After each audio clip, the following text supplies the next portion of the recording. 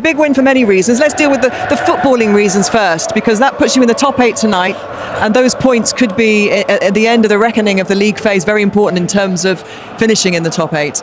Yeah, of course. We were 3 points behind Inter. And apart from that, if you want to end top 8, I think 15 points is the minimum you need. So the best thing you can do then is win over here, which wasn't easy because they have a very good team, started the season really well. But I think overall a good performance from us. Yeah, and you set the team up differently tonight. There was, of course, pre-match, Lewis and I were chatting about the importance of the midfield helping the defence in terms of their job. Did you see that tonight, and were you pleased with that midfield performance? Yeah, definitely. Although the midfield is always helping the defence a lot. But like you said, I think there was a lot of commitment from the players. Second half, I think we pressed a bit higher and more aggressive than we did in the first half. That had also to do with the changes Dave made. So in the first half, we decided to keep a +1 in the back. But in the first half they made a few changes, so it didn't feel right to do the second half still do this, because Akanji went a few times all the way into the midfield. So we pressed them higher, but when we were outplayed, all 11 players came behind the ball, trying to make sure we didn't concede. And we were already a few times close, I think, to score, which we didn't. Although, yeah, we did score, but that one was disallowed. And in the end, we got a penalty. And the penalty was taken by Dominic Szoboszlai. His Yeah. first penalty for Liverpool. Your normal penalty taker is back at home. And I know you've spoken a lot about Mo Salah in the last 24 hours. Does that result lead to relief from you in terms of what has happened over the last day? If you mean the 3-3 against Leeds and the draw against Sunderland, then you're correct. Then it's a relief. But that is something different than what you were just describing. So you can't separate what's happened. That still is. I separate these things. Yeah. I think it was really hard for the players to concede in the last minute against Leeds, where, in my opinion, we already played a very good game. We hardly conceded a chance. That's in the last 4 games in general. We've hardly conceded a chance. To go away there with 3 goals conceded and a draw was really hard to take, and then. That was already emotional. Then what happened afterwards was emotional, I think, as well. Cost maybe a little bit of energy. 4th game in 10 days, 13 outfield players available that have Premier League or Champions League experience. That shows you, I think, the resilience. The energy these you talk players about have. that it took away, not just from you. Do you think it took energy away from the group as well? What has happened over there? We should ask them, but like I said, conceding the 3-3 in extra time is already a big blow after the week we had, because we were so close of picking up 7 points out of 3 games. Then you concede. Then of course there's a lot of things being said, and I think that always affects a team a little bit as well. If you've been in the dressing room, you know, okay, it's about a player with the manager, but or with the club. But that normally affects players a bit as well, especially because he's been so influential for the club and for the players. So it's never nice, I think, to see something happens like this to one of their teammates. Would you like to sit down and have communication with Mo Salah before he goes off to AFCON at the weekend? I think tonight it should be all about what we've done over here in a stadium like this against Inter winning. All the focus should be on that tonight, and I can fully understand if I go Friday again into the press conference that all questions will be about Mo, but I think these players deserve now that we speak about them. Well, I don't exactly agree on that, because You're a journalist now. Yeah. And I mean, we have obviously great respect for you and Mo Salah and everything, and we don't want to be polemic. But it's also to understand, because there's a lot of assumption made by us as well. Do you have the intention though to bring him back? Because that is our view, right? I would love to see that happen, because everybody makes mistakes in life, things happen, and you always have the spirit. What is your spirit, which we can? Yeah, but then you say everyone makes mistakes in life, so the first thing should be, does the player think he's made a mistake as well? How are you going to know that if you don't talk with him? So you're going to talk with him to understand that? I haven't said that I'm not going to talk to him. I just said that the focus should be I know. and then the next question is, should the initiative come from me or from him? Now that's another question to answer. But as I said, the focus for tonight should be about, for example, Virgil, because the fans are singing for him. But not only Virgil, I think Ibu Konate, he's had maybe a few difficult moments recently, but he played an outstanding game today as well against 2 very good strikers. No, the team has performed definitely. We all agree on the fact you were very compact and everything. You know, the curiosity here, Anna, because we know how important the rest of the season will be. Yeah. And that's why this topic is important, not because we want to talk about the polemics, but you just said something very important. Your players here perform very well. Yeah. You're laughing. It's going in another angle. Because it's you have shaped a team from last year, taking over from a very nice run they had. All the goodies came last year. I said you guys peaked too early in the Champions League, right? This year it's struggling a little bit more. I don't think we peaked too early.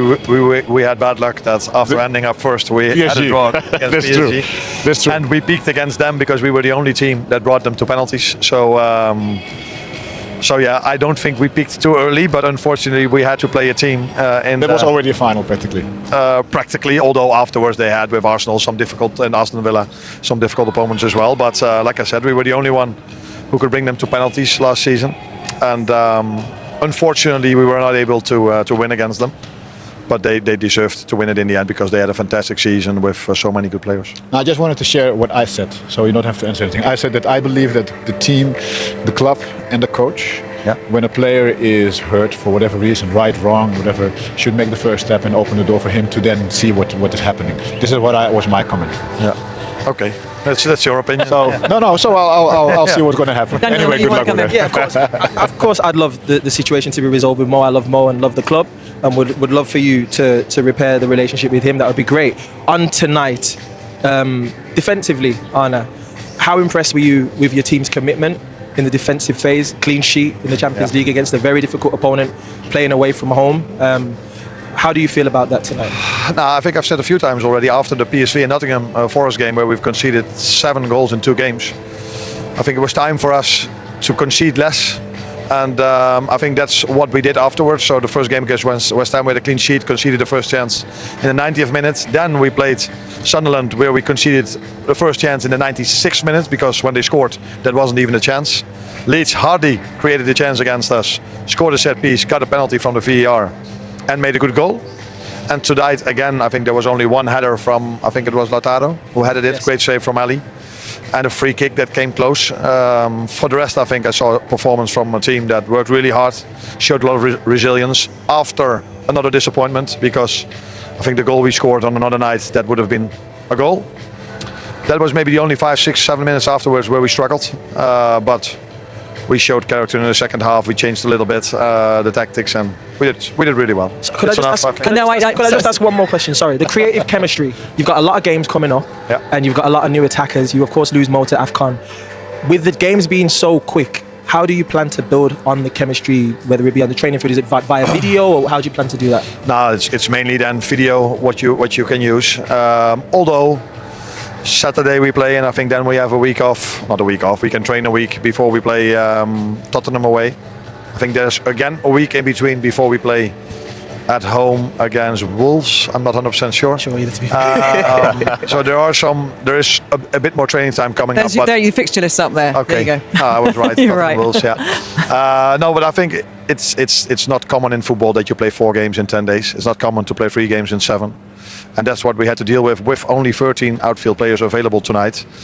If I exclude our very talented players that we also brought to this game, but all 3 of them have no Premier League or Champions League experience. And Conor Bradley suspended on the weekend, so another challenge coming up because Brighton had a week to prepare for us, and we've got a few days for them now. Your press officer is giving me daggers, so I'm going to have to let you go. Lewis wanted to ask you a question, well, but I'm sorry, I have to say next time. Which means they avoid a couple of extra matches in February, which I'm sure every Premier League manager would cash in if they could. Virgil, thank you so much for joining us at the desk. We're just going to hand you a microphone. There you go. Didn't see that, did you? Nothing to see there. Congratulations. Thank you very much. Is relief the overwhelming emotion in terms of tonight's result after the last couple of days that you've had? Well, it's a good feeling. It's a good feeling of winning, especially in the period we are in. Trying to find consistency, trying to find something to build on, and hopefully tonight is one of those performances. Obviously, it's never easy to come here against a very good side, like we all know. So it was always going to be tough, but I think we handled the game well. Maybe it could have been a 0-0 game in the end, but obviously it ended positively for us for once in the last couple of weeks. As a collective, how much did you discuss how you put aside the noise that is going on outside of your unit at the moment? Well, it doesn't change. It doesn't change anything. There's obviously so much noise from the outside world what is absolutely normal, especially if you don't perform, especially under the circumstances, and then it's absolutely deserved as well. But it's down to us to perform on the pitch, because that's the only thing what we can control. And we want to improve, we want to be consistent, we want to win games. We have the quality to do so, but we're not doing it not as much as we like. And it's just trying to stick together, be a unit like we always have been, and that's also what Liverpool stands for, in my opinion. You said after the Nottingham Forest game that you need your leaders like Mo Salah on the pitch. Mo Salah didn't travel to Milan today. We all know why. For you, how tough has that been as a captain to deal with? Obviously, it's difficult, but it's a collective difficult situation where we all in, and obviously between Mo and the club, things are going on. And obviously for the consequences, he's not here today to help us try to get the three points, and that's the reality. But I don't think anything changes in terms of our focus, our determination in order to get results for the football club. Daniel was just saying he would have been watching that, wanting to be part of this performance, to be part of this tonight. Does an apology from him go some way to having a conversation with the manager? Does he need to apologise, do you think? I don't think I'm the one to speak about if someone has to apologise for anything. I think it's him airing his feelings over the last couple of days, and that's something that the club has to deal with, and obviously we as well. But if I look at the dressing room, when I say yesterday, because or Sunday, the day after, I think nothing really has changed. The task was that we have responsibility not only to ourselves but to the whole football club and to all the fans in the world to perform.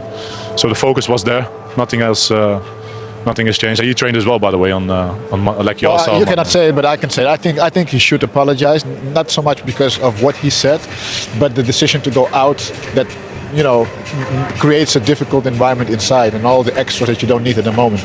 And I'm saying this as a big fan of Mo Salah, because I think he's a great professional, a great player. But as a captain, are you going to play a role in trying to bring peace again? Because this is such a delicate moment of the season, right? It is. Well, the reality also is that Mo is going to Africa on the weekend. That is also true. So there's an urgency. So you don't have a lot of time. The thing is, I know Mo for such a long time. We are good friends. We've been through highs and lows. He's been a big part of the success I've had at the club in my football career. I've been a big part of his success, like we all are part of Liverpool Football Club such as well. Yeah. So, it's we speak, and those type of things will stay indoors, of course. it should be, and we have to, and I mean we as a team and players, and we have to brace ourselves only and be ready for be against the outside noise. That's the only thing we have to be ready for. That's the only thing I encourage the players to do so. Virg, again, we played together, and addressing the highs and lows as a footballer, tonight it's a high, right? You've won a game after a difficult week and a difficult moment, right? And then the lows are the previous performances you've had, and my former teammate and your current teammate, who's a big leader in the group, isn't part of things right now.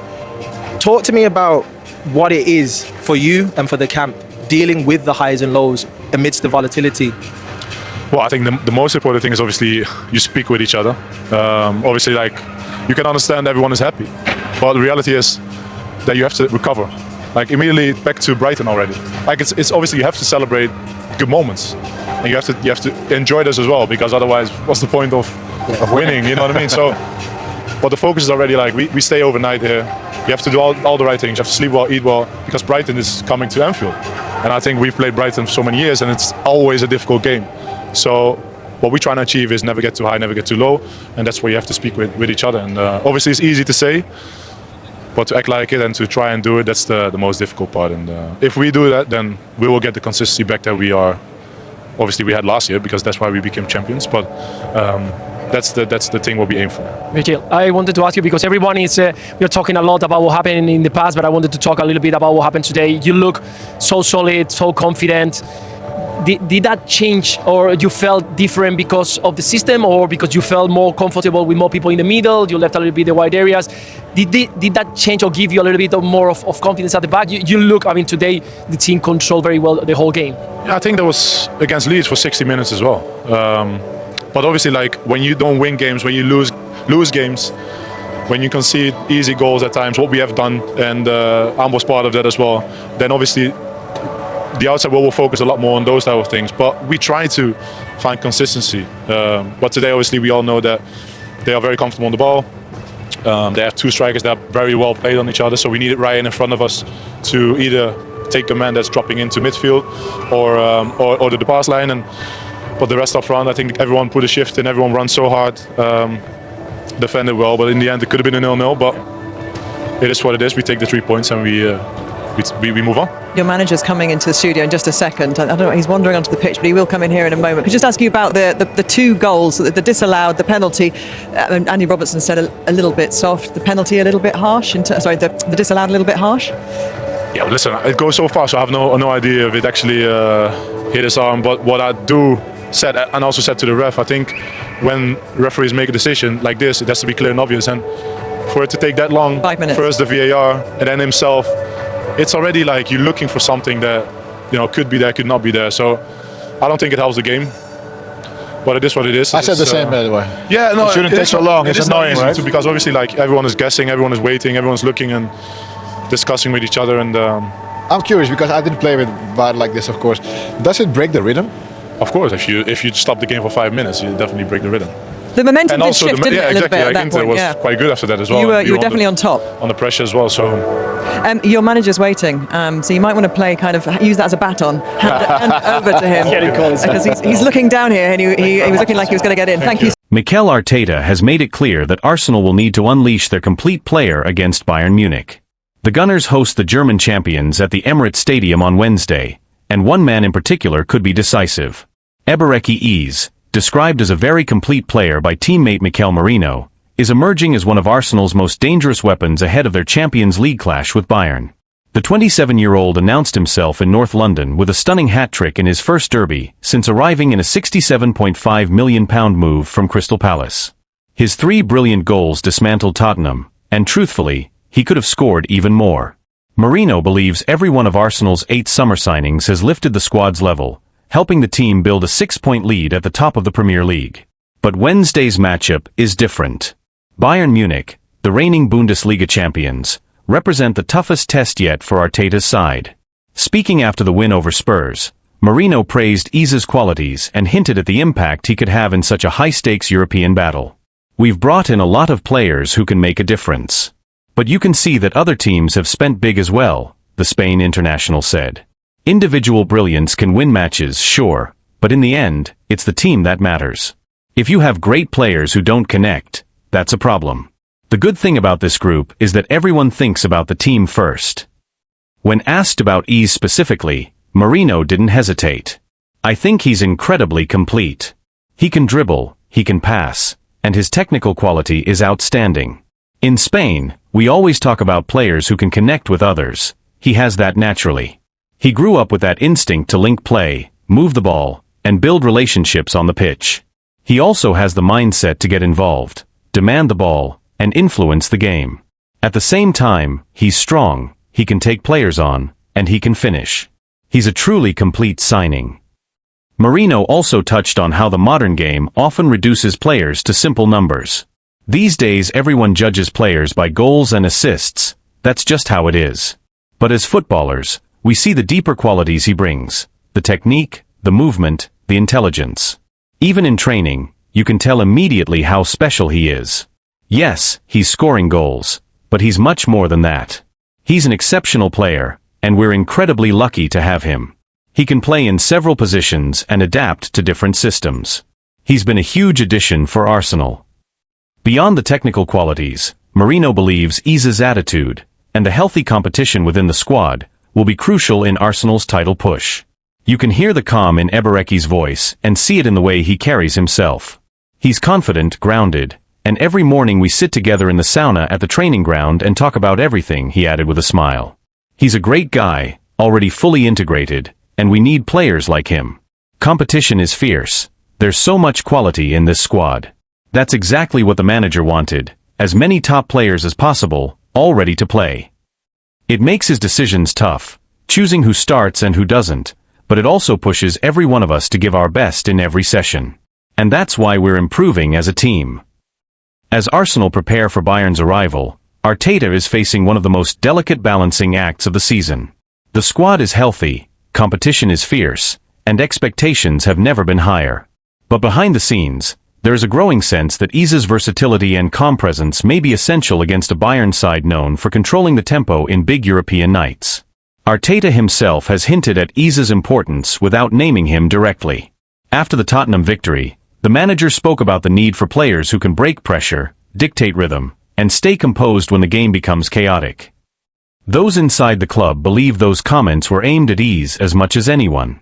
The coaching staff has been particularly impressed by how quickly he has adapted to Arsenal's positional play structure, a system that demands far more tactical discipline than what he was used to at Crystal Palace. Analysts at the club point to his growing influence not only in the final third, but also in build-up phases, where his ability to glide past pressure could help Arsenal bypass Bayern's aggressive midfield line. There is also an awareness that Bayern's fullbacks tend to push high, leaving spaces between the lines. Iza's skill set, sharp turns, deceptive acceleration, and precise final balls, could be exactly what Arteta needs to exploit those gaps. Outside the club, pundits have already started circling Wednesday's match as a defining moment for the £67.5 million signing. Some believe that if Iza can impose himself on a Champions League quarter-final against Bayern Munich, it will confirm his arrival among Europe's elite creative players. Former players have echoed that sentiment. Several ex-Arsenal figures, speaking on television over the weekend, highlighted the need for someone who can change the temperature of the match with a moment of calm or an unexpected burst of creativity. Iza, they argued, is one of the few in the squad capable of both. Meanwhile, Bayern Munich come into the match with their own confidence. Their midfield trio has been one of the most dominant in Europe this season, and they have shown a repeated ability to suffocate opponents early.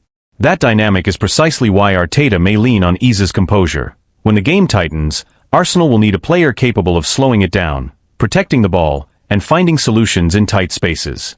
Within Arsenal's dressing room, Mourinho's praise reflects a broader consensus. Senior players have reportedly been struck by Iza's humility and work ethic, qualities that have helped him integrate seamlessly into a squad that already had strong internal chemistry. Staff members describe him as someone who never forces the game and lets the match come to him, characteristics that could prove invaluable in a high-tension Champions League tie. As kickoff approaches, the narrative surrounding the match has shifted. What began as a test of Arsenal's resilience has quietly become a spotlight on whether Iza can elevate them in Europe the same way he has in the Premier League. For Arteta, the equation is simple. If Arsenal are to overcome Bayern, they will need more than intensity. They will need control. They will need creativity. And increasingly, they will need the completeness Iza brings to every phase of the pitch. Whether he starts in a wide role as a floating midfielder, or even as an interior playmaker, the expectation is the same. Iza will have to find the spaces others cannot, and influence the game in ways that statistics alone will not capture. The stakes are high, the opponent is formidable, and the spotlight is intense. But within the walls of London Coney, the belief is growing that this is exactly the kind of stage Eberechi Iza was signed for. Martin Odegaard is nearing a return to action after suffering a medial collateral ligament injury in Arsenal's 2-0 win over West Ham earlier in October. Yet, 3.5 years after Mikel Arteta named him captain, the Norwegian finds himself in an unfamiliar position. His place in the starting lineup is no longer guaranteed. For the first time since joining the club permanently from Real Madrid in August 2021, there is real debate over whether he remains an automatic choice for Arteta's 11. Odegaard, now 26, has been central to Arsenal's resurgence under Arteta, the conductor who shaped the team's rhythm through some of their most fluid football. But this season, the Gunners have been forced to navigate long stretches without their captain, first due to a shoulder issue that kept him out of 4 matches in September, and then because of a knee collision with West Ham's Crescencio Somerville that sidelined him again. And during his absence, something significant happened. Eberechi Iza stepped into the spotlight. Iza's sensational hat-trick in the North London Derby has complicated the picture.